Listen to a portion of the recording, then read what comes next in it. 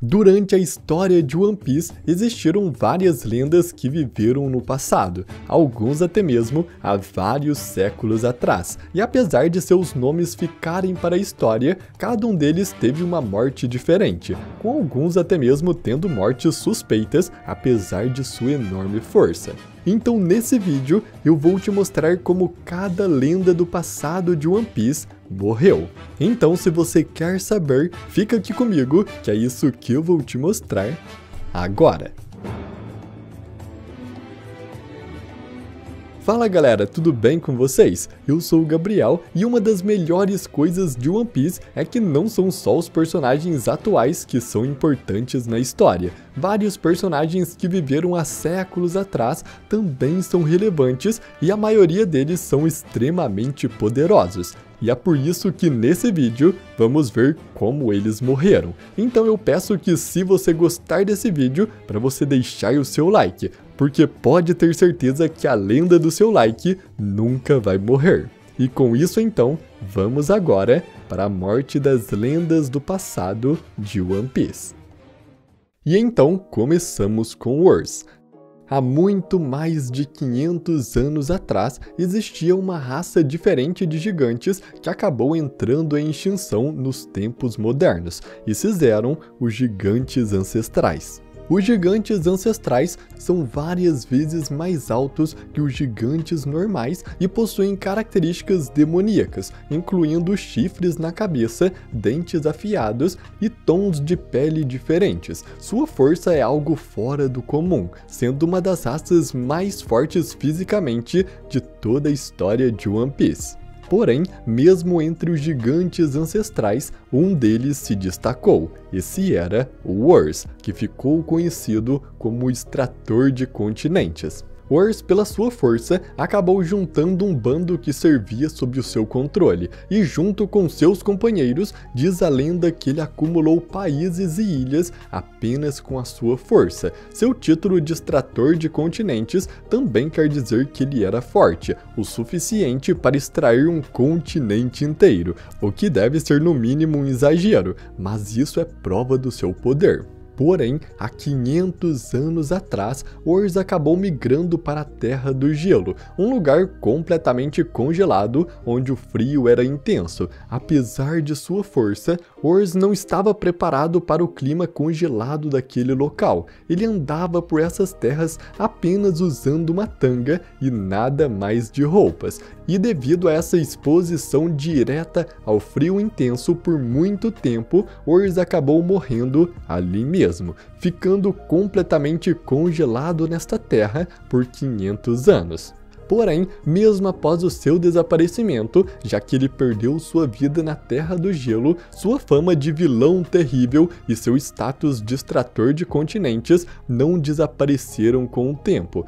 Gecko Moria e Hogback foram atrás do seu cadáver para o transformar em um zumbi por esta sua fama, que continuou apesar dos séculos. Mesmo 500 anos após a sua morte, Wars é conhecido o suficiente para que fuzileiros navais de alto escalão como Chizuru e Doberman reconhecessem o seu descendente, o Little Wars Jr., à primeira vista, ficando visivelmente intimidados pelo poder semelhante que ele exibia. Mas como próximo temos agora o lendário Shimotsuki Ryuma. Há centenas de anos atrás, durante a Era do País do Ouro do País de Wano, um samurai completamente desconhecido decidiu sair ao mundo desafiando outros samurais com o objetivo de ser o maior espadachim do mundo. Esse era Shimotsuki Ryuma. Ryuma era um samurai extremamente habilidoso com habilidades de espadachins excepcionais, e conforme ele seguia sua viagem, Ryuma sempre ajudava todos que precisavam de sua ajuda, vencendo criaturas ou até mesmo outros espadachins mal intencionados, e por essas suas ações, a fama de Ryuma começou a se espalhar pelo mundo. Porém, pelas pessoas que ele salvou não saberem o seu verdadeiro nome, elas passaram a o chamar de King, fazendo com que a fama de King alcançasse o mundo todo, como o lendário samurai e o espadachim mais forte de todos. Os boatos cresceram e o próprio Ryuma acabou ouvindo sobre King, e sem saber que se tratava dele próprio, Ryuma decidiu encontrar esse espadachim para desafiá-lo em um duelo, começando assim mais uma de suas aventuras, atrás do lendário espadachim King, sem saber que se era ele mesmo. Nesta nova aventura, Ryuma lutou contra outro espadachim habilidoso chamado Cyrano, um homem que usava um dragão para saquear vilas, chamando o dragão e fazendo todos os cidadãos fugirem da cidade, pegando assim todas as riquezas que ele encontrava no local. Então, ao ver uma injustiça dessas, Ryuma derrotou Cyrano e ainda matou o dragão, uma criatura extremamente poderosa capaz de destruir cidades inteiras, e ele ficou muito famoso por causa disso. Em algum momento de sua aventura, Ryuma ganhou uma cicatriz no olho esquerdo de um inimigo ainda desconhecido, mas por essa cicatriz ele se tornou conhecido como um espadachim de um olho só. Ryuma lutou até o fim de sua vida, porém, infelizmente, quando ele tinha 47 anos, ele acabou contraindo uma doença misteriosa, e apesar de toda a sua força, esta doença foi tão forte que acabou tirando a sua vida, nos deixando uma dúvida sobre a origem desta doença e se ela realmente foi algo natural. A data em que Ryuma viveu não foi especificada na história, mas ele viveu na época de ouro de Wano há centenas de anos atrás, e esse período só pode ter acontecido no século perdido, que foi quando Wano estava no seu auge. E também foi nesta época que Joy Boy e seus aliados, inclusive o país de Wano, lutaram contra os 20 reis que fundaram o governo mundial. Recentemente vimos mais sobre os poderes dos Gorosei, em especial o Gorosei Saturno, que por meio dos seus conhecimentos científicos fez com que Jinny contraísse a doença das escamas de Safira, uma doença considerada incurável por meios comuns, e que certamente tiraria a vida de todos que a contraísse. E o curioso desta doença é que ela vai progredindo conforme a pessoa que a possui se expõe à luz do sol. Essa seria uma forma perfeita de combater os aliados de Nika, o próprio deus do sol. E o mais interessante de tudo é que um médico que examinou esta doença comenta que ela já foi muito comum no passado, mostrando que esse pode ter sido a doença que Ryuma contraiu, a doença que tirou a vida do maior espadachim que já existiu no mundo de One Piece. Mas seguindo, como próximo temos Rox de Shebeck. Diferente dos outros que vimos até agora, Rox não é tão antigo e esteve vivo apenas algumas dezenas de anos atrás. Há mais de 44 anos, Rox chegou a Hachinosu, uma ilha sem lei apenas frequentadas por piratas, onde eles buscavam um caminho para a fama e a fortuna. Como resultado da chegada de Rox na ilha, seu poder fez com que ele assumisse o comando da maioria dos piratas de lá, e então eles formaram os Piratas Rox. Rox então passou a conduzi-los por um caminho de destruição com o objetivo de dominar o mundo. Seu sonho era ser o rei de tudo. E sua viagem continuou por anos, com Rox recrutando piratas realmente poderosos para seu grupo, como Barba Branca, Big Mom, Kaido e Chique o Leão Dourado, sempre causando destruição por onde passava, enquanto roubava tesouros e buscava a fama de seu grupo. Então, 38 anos antes do presente, Rox decidiu atacar God Valley atrás de um tesouro que estava ali. Porém, no dia do ataque, estava acontecendo a competição da caça nativa, um evento feito pelos próprios nobres mundiais que também estavam na ilha naquele momento. Rox então liderou sua tripulação em uma missão que colocou em perigo os nobres mundiais em busca do tesouro. E durante esta chegada a God Valley, Rox avançou à frente de sua tripulação, enquanto Barba Branca comentava para ele não perder de vista a missão deles. Nesse mesmo momento, Gold Roger e sua tripulação chegaram também em God Valley para confrontar Rox. por uma rivalidade do passado que os dois possuíam.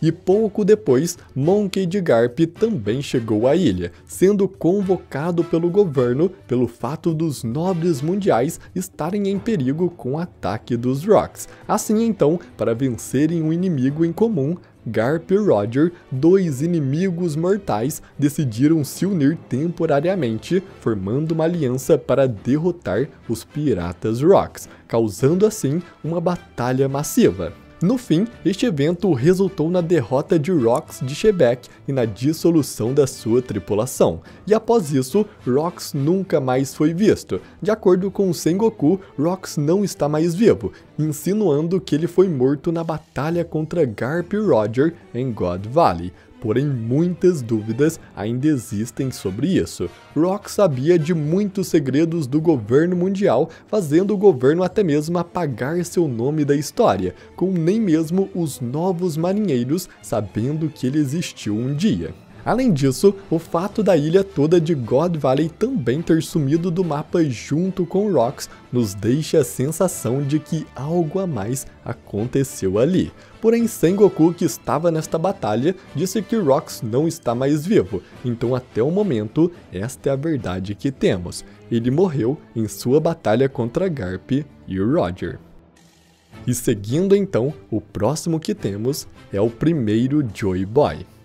Há 900 anos atrás, em um reino altamente avançado tecnologicamente, nasceu um homem que iria fazer sua história. Este homem, com seu desejo de liberdade, decidiu fazer aquilo que ninguém nunca havia feito antes. Ele partiu para o mar em uma aventura, se tornando a primeira pessoa a ser chamada de pirata. Esse homem era alegre e divertido, possuindo um poder que o permitia se esticar e tornar tudo engraçado ao seu redor. E por causa disso, ele ficou conhecido como Joy Boy, o garoto alegre. Joy Boy então passou a querer salvar e libertar as pessoas, sendo a Ilha dos Homens Peixes uma delas. Há mais de 800 anos, durante o século perdido, os moradores da Ilha dos Homens Peixes fizeram uma promessa com Joy Boy. Ele tentou criar um enorme navio chamado Noah, com a ajuda de Poseidon, para que ele pudesse levar todos os homens-peixes para a superfície. Mas por algum motivo, ele quebrou sua promessa à Ilha dos Homens-Peixes, não conseguindo cumpri-la. Em algum momento durante sua aventura, Joy Boy se tornou camarada de Zunisha, um enorme elefante que na época poderia não ser tão grande como é hoje. Mas Joy Boy também criou relações com várias outras criaturas, como por exemplo, o enorme gigante de ferro. Mas, infelizmente, há 800 anos atrás, no final do século perdido, Joy Boy acabou lutando contra 20 reis que decidiram se aliar para derrotá-lo. E da batalha que se seguiu, Joy Boy acabou sendo derrotado pelos 20 reis, o que marcou o fim do grande reino e também do século perdido. Pela derrota, Joy Boy com certeza foi executado como um alerta para todos aqueles que no futuro tentassem fazer o que ele fez. A sua execução muito provavelmente foi parecida com a que o governo fez com Gold Roger, para que ninguém ousasse desafiar o governo mundial novamente. Porém, apesar de sua morte, Joy Boy ainda foi muito importante e continuou sua vontade adiante. Ele tentou preservar as 3 armas ancestrais para as gerações futuras herdarem, além de deixar os poneglyphs contando tudo o que aconteceu no século perdido. Ele também, em um ponto diferente da história, se deparou com uma ilha, que mais tarde seria chamada de Laugh Tale por Gold Roger, e deixou ali para trás um tesouro que ficaria conhecido no mundo todo mais tarde como Tesouro One Piece. Então, apesar de ter perdido a batalha, esse com certeza não foi o fim. Joy Boy fez com que sua vontade sobrevivesse através dos séculos, até que Luffy finalmente a herdou, e irá fazer o que Joy Boy sempre quis, mas não conseguiu.